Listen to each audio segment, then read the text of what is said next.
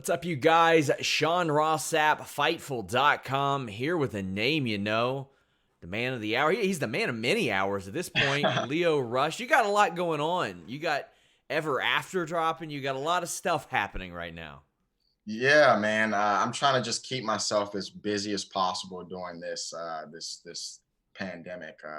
Just trying to keep myself busy, sane, and just keeping busy. Trying.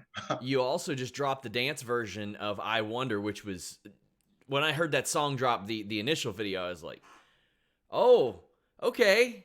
All right, maybe he won't wrestle, and we're gonna get to a tweet that you put out about that as well. But Definitely. you've turned some heads with your music. I've tried, man. I think it's just cool, and I'm grateful for the platform that I've had because I think without that my music wouldn't have reached as many people as it has. So super grateful about that. Yeah, it was something that was unexpected, something that I don't think would have happened if I didn't take that 6 to 7 month break from the WWE. If it wasn't for that, I don't think I would even be doing music right now. That's what I was gonna ask because it really seemed like that ramped up during that period, and I had no idea that you were a musician, let alone a fantastic one, before this break happened. Then you're dropping music, and it's like videos rapid fire too. And when I Wonder dropped, there were a lot of things that happened at the beginning of that video that I wonder, like, did that have a double meaning? A guy saying that he hoped your mic went out and you didn't get booked anymore. Yeah, yeah. There are a few little Easter eggs in there, but yeah, that's one of them. And I mean, if I see that type of behavior on social media posts about you, I obviously you do. Yeah, yeah, So I yeah. mean, that's got to be something that came your way pretty often. Yeah, for sure. I mean, my entire career, I wouldn't even say in WWE, but just everything leading up to WWE to the WWE has been, I guess, what some people would say, a lot of controversial things have happened. So I've had a lot of people just constantly sending me DMs or messaging me or emails or like random people getting my phone number. It was just crazy. I've had a lot of people, say some say some stuff about me, to me directly. So yeah, Getting your phone number? yeah, man, it was really crazy. It was really crazy. Uh, I there was a lot of hurdles that I had to go through to try to get my life like back on track without, being bombarded with like fans, saying, horrible things about me or, it was just a lot. It was a lot. It took a while, but I think I kind of got it under control a little bit.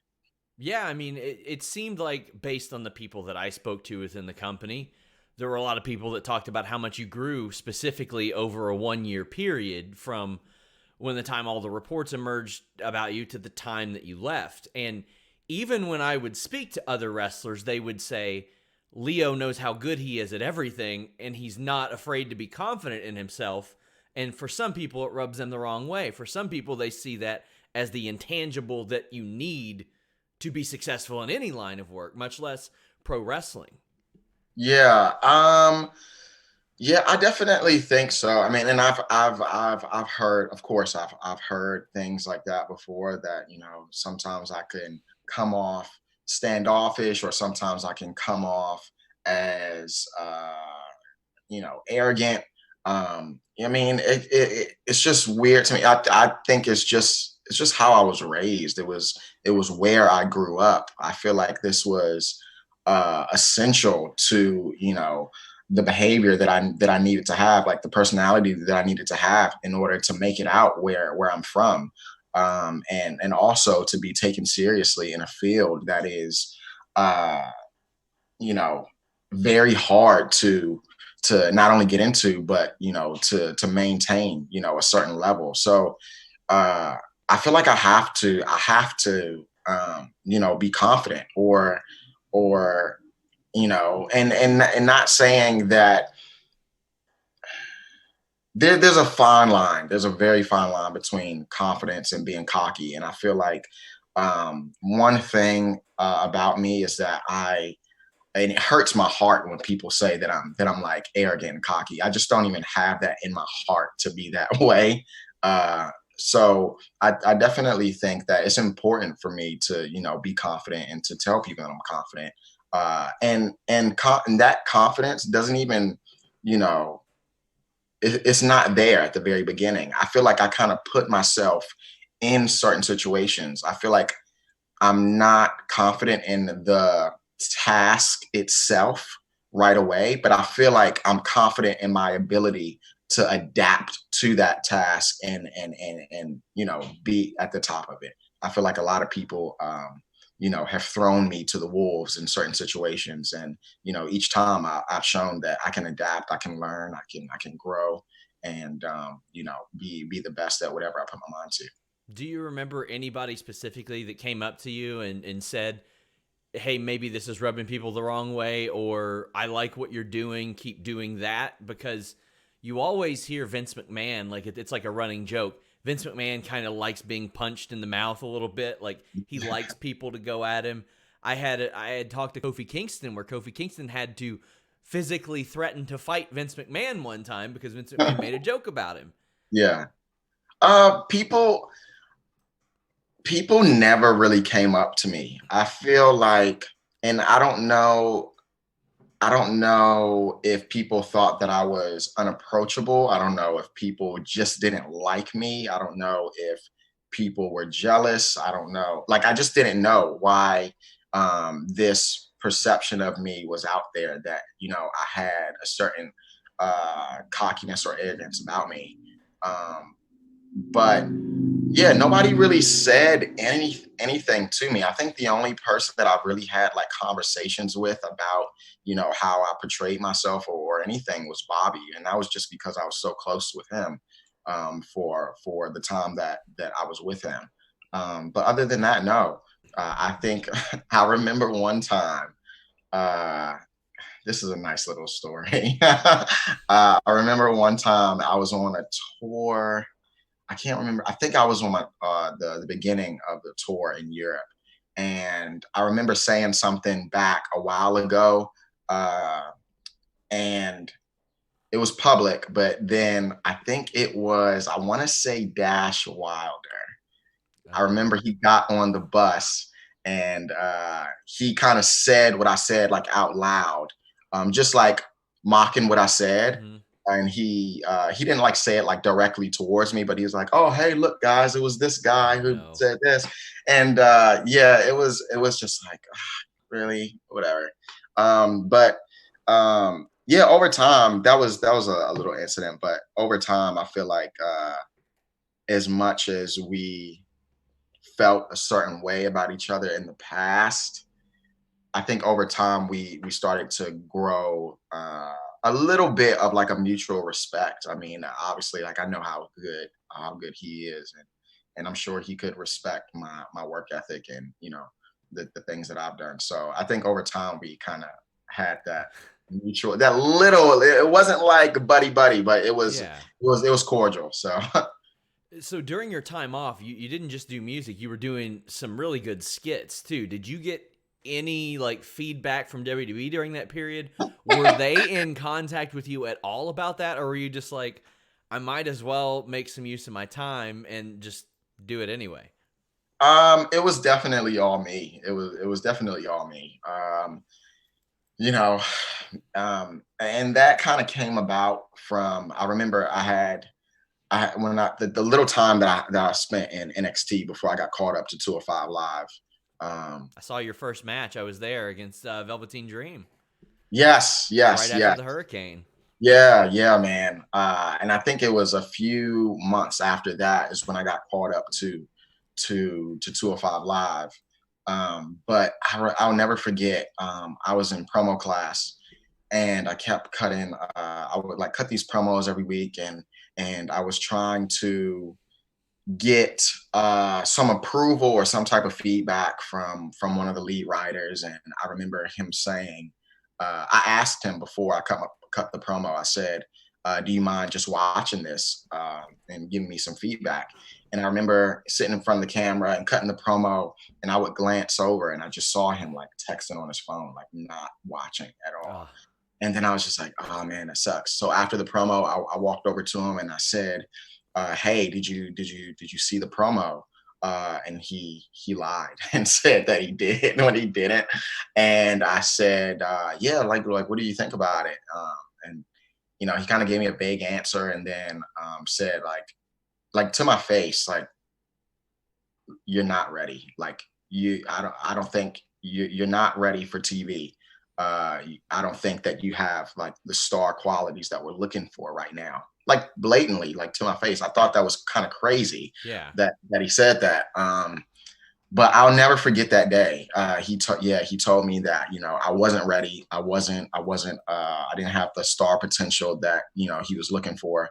So I took it upon myself to start going on social media, and I just pounded out promos. Like literally, I don't even, and they're all on my YouTube channel right now. They're literally like probably about 100 promos on there, just like me in front of the camera, and I would just post these every day, like every week, just trying to show them that, I want this, showing them that, I'm working on my character and stuff like that. So,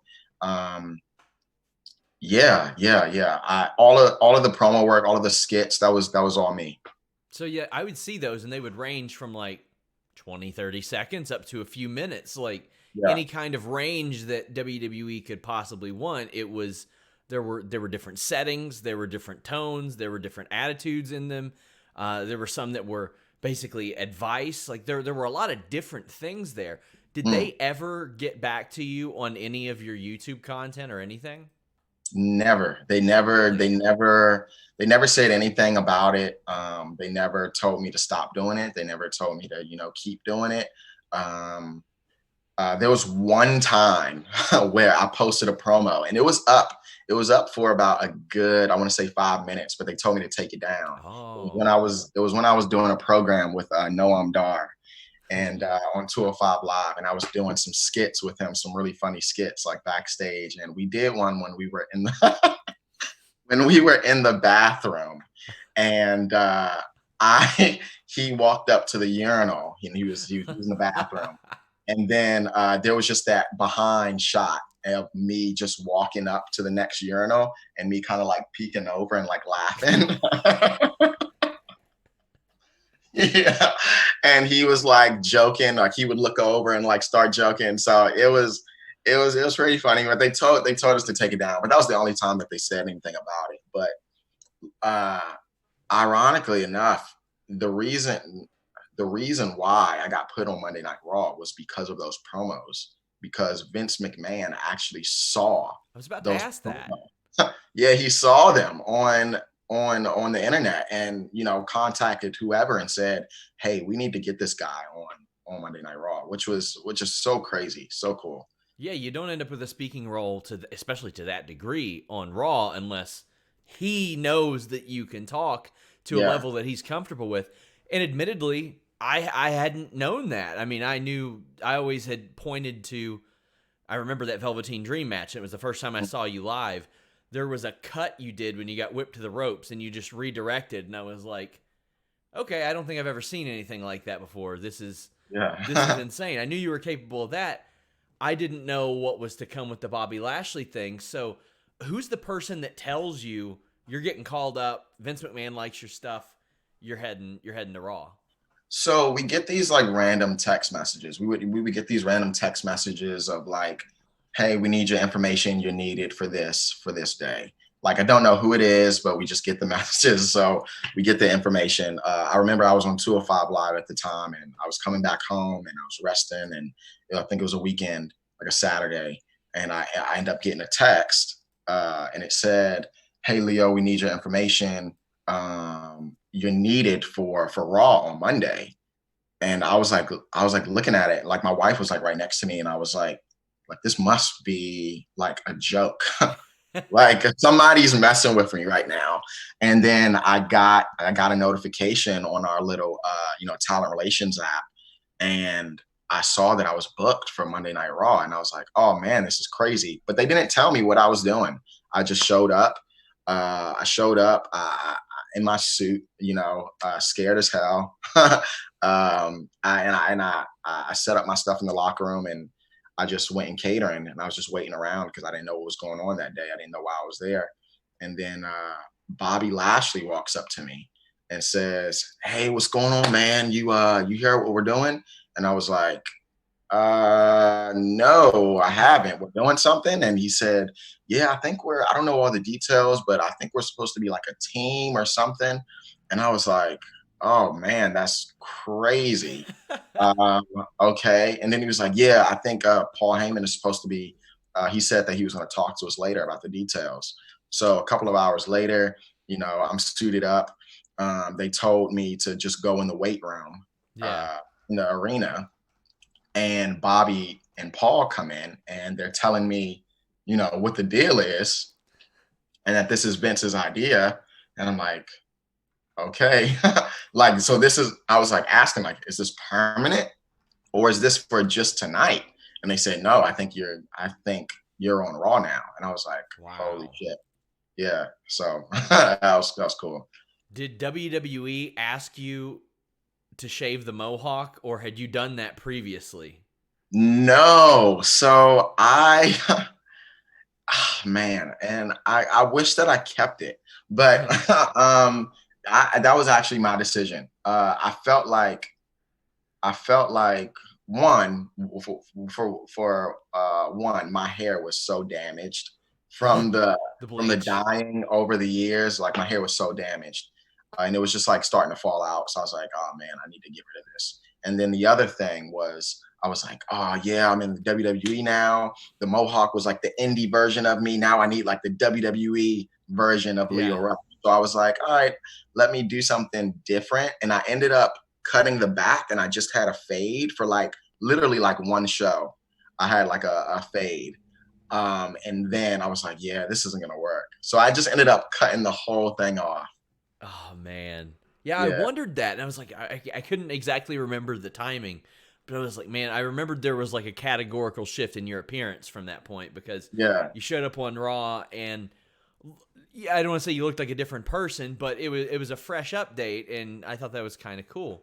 yeah. So again, during that break, you're producing music.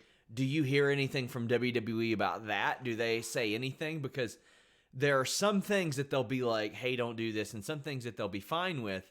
But I know that in recent years they've kind of laid off that because ultimately you're an independent contractor. You can make music if you want to. They didn't say anything. They didn't say a single thing to me about it. Actually, during that entire time period of me away from the company, I didn't hear a single thing. Um, yeah, I was told to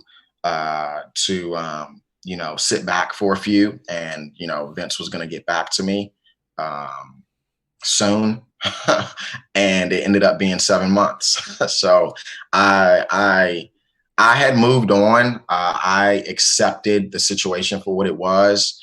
I moved on with my life. I was actually in California looking at property. Me and my family were going to move to California, and I'll never forget it. I was in California. I ended up getting a phone call from Hunter, and he said he just asked me how I was doing, asked how my family was doing, and he got me up to speed on the new relationship that NXT has with USA Network, and that they want to rebrand and relaunch, NXT. And they thought that I would be a good fit for it because I already kind of had that USA Network exposure from Monday Night Raw. So, yeah, he wanted me to be a part of NXT.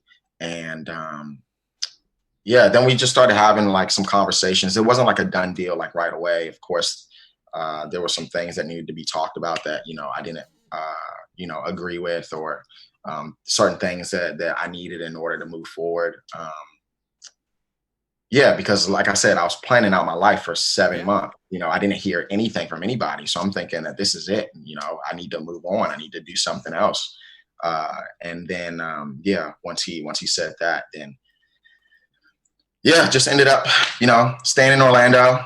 a good 20 minute, less than 20 minute drive every day to work. So can't be mad at that. But yeah, that's pretty much it. I didn't hear anything from Yeah, you were off TV for all that time. Then you're really close to home in featured spots on cable TV weekly after that. And I know that once you kind of got the ball rolling in NXT, I know you had I think one of your videos premiered on World Star Hip Hop. How does that type of deal come together? Is that a thing where they contact you or vice versa? Because I know that's just an insane platform to have, especially them. for a Yeah. growing artist.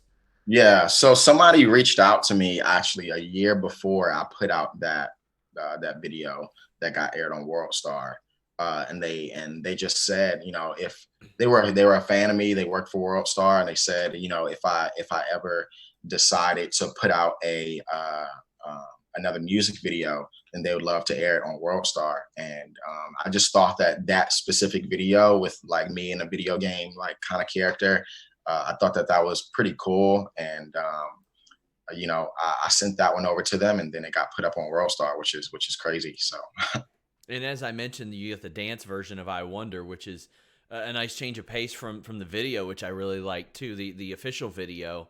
What went into you deciding that you wanted to release another version of that?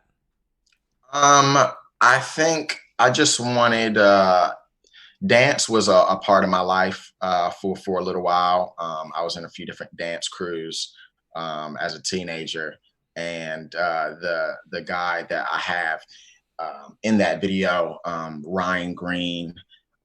He goes by Visual Opium, which is crazy. But yeah, he's a lifelong, friend of mine, and I just wanted to touch on, something that had to do with like dance, and I wanted people to listen to the lyrics with with me not really having any involvement in it. I wanted them to see something completely different than the song, and kind of like reenacting like the emotion and stuff like that. So yeah, that's how I just came about that. It's also one of the things I'm liking about the music you're posting. There's a little bit of everything over there. You did a Billie Eilish cover a couple weeks ago, I think. Yeah, I think it was a couple months ago, not a couple weeks ago. But yeah, I saw the Billie Eilish cover and I was like, man, he's doing that too. And because I remember that immediately followed a video called "Crave for Blood." I was like, he's going from yeah. that to the Billie Eilish. So I mean, you're dipping your toes in a little bit of everything. Yeah, I'm trying. Just because I feel like wrestling fans, although they have the one thing in common of like they love professional wrestling, I feel like they're involved and interested in different little things. So I try to touch bases with all of the different things and just try to hit home with different groups of people and certain types of people, and I just try to do as much as I can. Now, I will say, you scared a lot of people last week with the tweet, and I think you know what the tweet is when you're saying, "I might not wrestle again." Is that like maybe I don't want to say a disdain? Is that like just moving out of the wrestling world, or is that something where you're so passionate about the music that you made, or maybe you made an awesome song or something that you were like, "I might not ever wrestle again. This went so well." Um, no, I don't think. No, no, There was a no. lot of speculation. There was a Yeah, lot of yeah, people going, "What does this mean exactly?" yeah. So, it's definitely a real. It was definitely a real thing. It was a tweet that and a thought that I've been thinking about for some time now. And even before the release, I remember, talking to my family, talking to some other people that are pretty close to me in the wrestling business as well as outside of the wrestling business, um, and just saying to myself, I don't see myself wrestling for that much longer. Just because of numerous things. But even after, once the release happened, it kind of made me think about it even more, because obviously the situation that the world is in right now, and nobody knows what's next. Nobody knows what's going to happen. Nobody knows when wrestling shows are going to start back up and stuff like that. I feel like this was the perfect time to be away from wrestling and not jump right back into into wrestling, just because I feel like although my time in the WWE, there's been a lot of good times and great moments and great memories that will live on forever in the history books of WWE. I feel like there's also been some bad times, and some of those bad times have been pretty traumatizing to me, for me, emotionally. And so my thought process was just, you know, do I use this time away from wrestling to and do I use this time away from wrestling in a time like this in the world to focus on things that I've always wanted to focus on, to have control of the things that I've always wanted to have control over, to spend time with my family, to, just to be happy? Or do I want to just jump right back into the wrestling bubble in a time where, I didn't have control over a lot, where I was unhappy, where I was frustrated, where I was uh, confused, just a lot of different emotions. So another part of that, with obviously like with the music, I found that I'm happy. I'm happy when I'm making music. I'm not making music for other people. I have complete control over my music. I feel like although I'm making music, if people like it, then that's great. I would love if they did like it, but if not, then that's okay, because at the end of the day, I'm still doing something that I love. I'm still doing something that makes me happy. So I think my main focus right now is just doing stuff that makes me happy, being around my family, taking the time to focus on things that I didn't have time to focus on within my 3 years of that. And obviously, I'm never going to say, you know, well, I guess I did say I just might not, but there is that might in that sentence, because it is a serious thing, a serious thought process that I have. So, have you had any interest from companies thus far? Have you even had discussions to hear anybody out at this point? How's that working right now? No, honestly, I haven't, and I would be kind of surprised if I did, just because, like, look, who knows what's going to happen? Like, and even if you were to ask other people, and I'm sure you have, or to ask other people that have gotten released from the WWE, oh, what's next? Where do you see yourself Sure. in a month or two or three or four? It's like, who the hell knows? Especially Like, right now. Especially right yeah, now. yeah, it's like, who knows, man? Like that's not even on my brain right now. I'm just trying to figure out, how to make it through the situation. Sure. Like, that's not something that I'm trying to rush into. So, of course, like some indie promotions have, shot me some messages and support and saying, you're always welcome back here. Places that I've had like great relationships with, but um, yeah, as far as major places like reaching out to me, I think it's kind of crazy that they would anyways, just because of what's going on in the world right now. We do have a reader question from a Joey Janella from New Jersey, Oh, fun! How fun! who asks if you're stepping away from wrestling because you're scared of Nasty Leroy. Listen, I don't know how Leroy scammed his way on the TV. I have no idea how he did it, but he did it. Listen, I'm not scared of Leroy at all. He knows who I am. He knows that the Versace doctor has the prescriptions. So if he wants some, he knows where to find me. He knows where to find me. I think the Janela Zone's going to get a cable TV deal before long. Oh, it definitely is. These networks are getting desperate for content, so they're going to Yeah. hit up Joey Janela. Yeah. Oh, what has he done? What has he done? I just went and said hi in the chat, and he's like, "Oh, we got all the dirt sheet guys here now." And I was like, "No, exit, exit." Oh man, it's crazy. And sometimes those things have like 90 something views. Sometimes they have like 400 something views all at once. And it blew my mind. I like show my wife, like, because she watches the live streams with me. And I'm like, this guy got himself on TV Yeah, from his IG live. It's just mind blowing to me. it's fantastic. I love it. So we had talked about your Raw run. Did you have any conversations with Vince McMahon himself? I know that there was the one where he kind of explained to you what you'd be doing when basically you'd be introducing Bobby Lashley's ass to the world, which I Yeah. thought was phenomenal. I was so shocked they never had Elias break a guitar over Lashley's ass because Oh, it was gonna happen. I remember really, it. Yeah, it was gonna happen one time. oh please Yeah, provide yeah, any information you can here. yeah. I mean, I think it was during a time where I think a couple of people actually got hurt with the guitar. Oh, So I think that was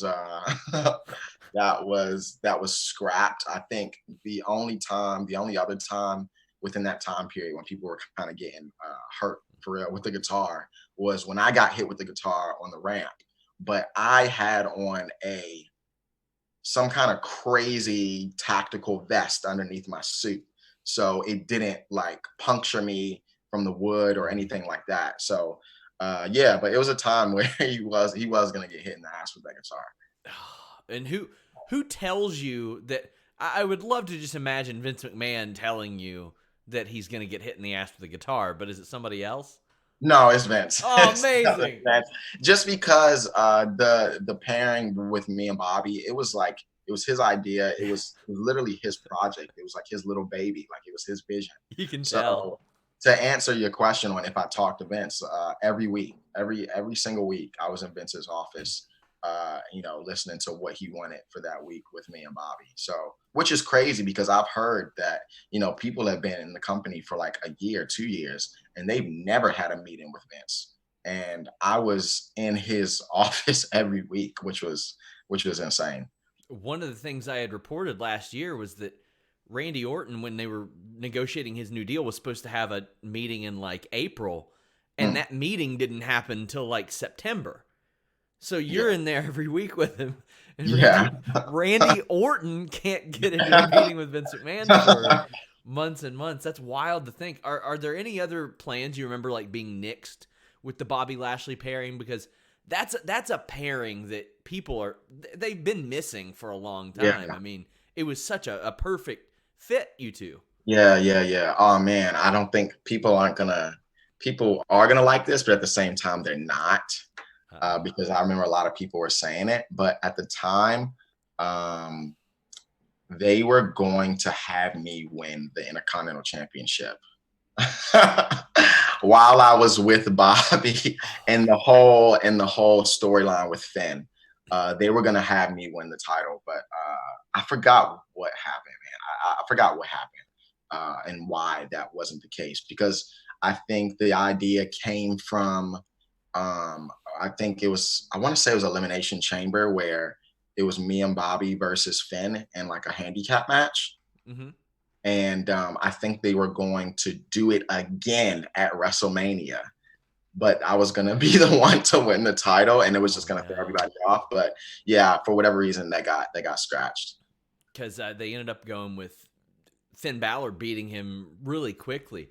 I thought Yeah. that was a unique way, especially when they would have baby faces go after you and you would avoid them and like flip over stuff.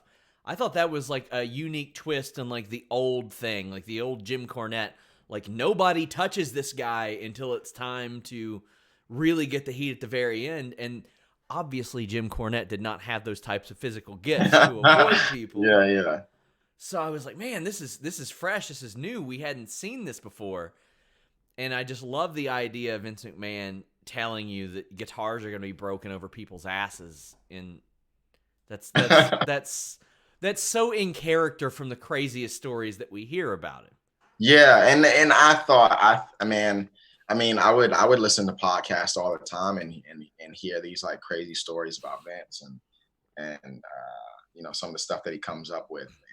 It just sounded like a comic book or something.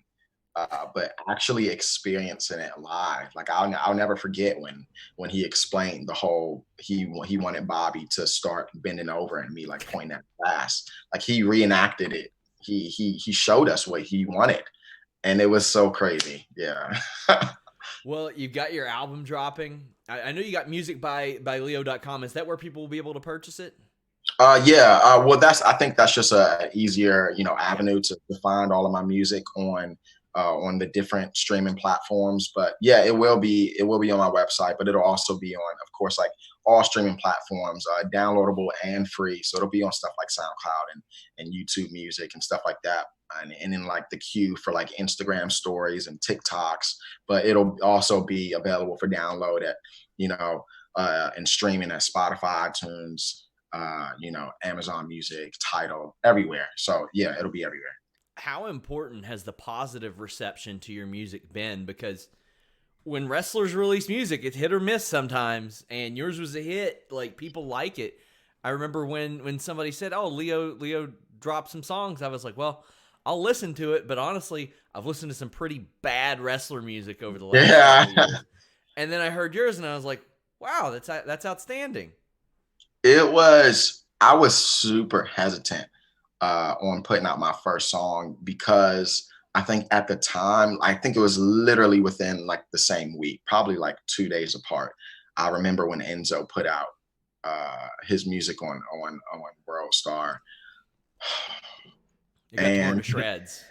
yeah, and I was like, oh man, like even if my song is like good by the slightest, I feel like it'll just get shit on.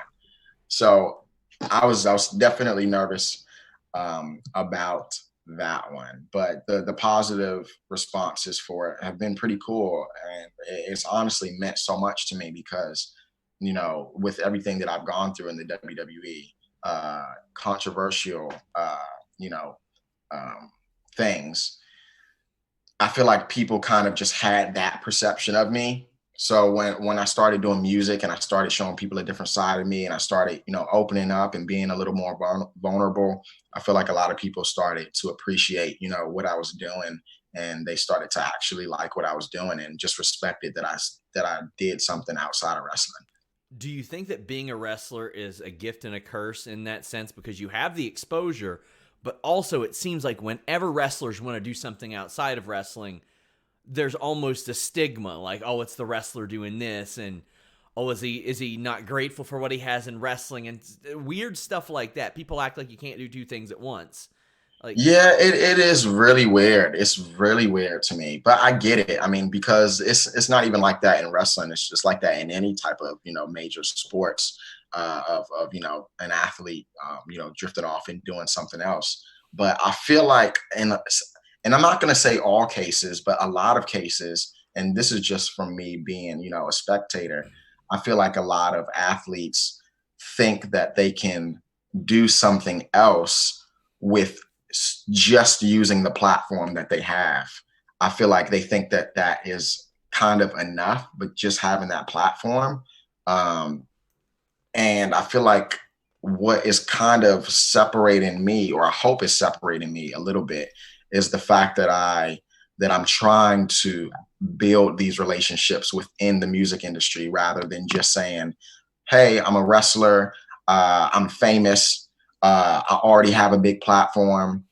Now listen to my stuff." Like I'm trying to build like music relationships within the business. I'm trying to actually learn the business itself. I'm trying to just connect with musicians and stuff like that. So I'm really digging deep into this, and I'm trying to separate the two, and just showing people that it's possible. And I'm glad that people are starting to see that and accept that. as we wrap up, I mean, you've proven to be a versatile performer, from music being versatile to you being able to put on like a main event level match on NXT to doing comedy stuff. We see people like Donald Glover who do a little bit of everything. We see Lil Dicky out there has a show that's been Yeah. received insanely well. His show has been really awesome. Could you see yourself stepping into that world? I mean, you produced your own skits too. You've done a lot of that stuff. You clearly have a vision for creativity. Yeah. As far as are you saying like acting? Yeah, could you get into acting? Even something like I said, like what Lil Dicky does, where he's running a show basically that is loosely based on his life. Yeah, I would love to. I'll touch base on that. I would love. I think my story, not even just personally, well, I would say not even just in a professional wrestling world, but personally, I think my story is just so unique from my personal life to wrestling. You know, being starting wrestling at 17 years old to going to you know having a tag team partner that got called up to WWE's Tough Enough, to having to uh, survive and be on my own on the independent scene, to be in a Ring of Honor, to traveling the world, to just being signed at the WWE at 22, doing everything that I've done in the WWE at such a short amount of time. I feel like my story is really unique, and I think that it would be really cool to see my life on the big screen one day, in any aspect. I think that would be awesome. As far as me getting into acting, uh, this was announced a few weeks ago, but I've officially been casted for the Power Rangers spinoff, which is The Legend of the White Dragon, It's with awesome. my friend Jason David Frank. So I'm really excited to start that project once all of this craziness ends, and we can start filming and everything. But the Kickstarter trailer is already up, and people can see what it's going to look like and how it's going to be, and I'm really excited for it. Well, let the people know where they can follow you on social media, where they can get your music, where they can check out anything that you're doing. Yeah, for sure. People love that I love my social media. That's So I'm everywhere right now, man. They can follow me on Twitter at It's Leo Rush. They can follow me on Instagram at Rush Leo Rush. I feel like my Instagram is my biggest platform right now on social media, where I'm putting out everything that I'm doing. So a follow on there will be great. I'm on TikTok, as everybody is right yeah. now, at Hey It's Leo. And as you mentioned before, I got my website, musicbyleo.com, where they can find all of my music. They can find merchandise, as far as t-shirts and signed 8x10s, and just everything that I'm doing in the world of music. And as well, a lot of people might not know this, but I'm a huge incense and candles guy. Really? And yeah, my wife has a small business, and she's running it through Etsy right now. I don't know if you're familiar with Etsy, Yeah. but it's called Oh My Goodness by Sarah, and it is handmade, hand rolled incense, and that's pretty cool, and they smell amazing. So yeah, that's what I got going on right now. I am also an incense guy, so I'm going to check that Nice. out. I'm going to check it out. Yes, Guys, sir. make sure you all check that out. Check out musicbyleo.com. Get the album. Until next time, guys, we're out.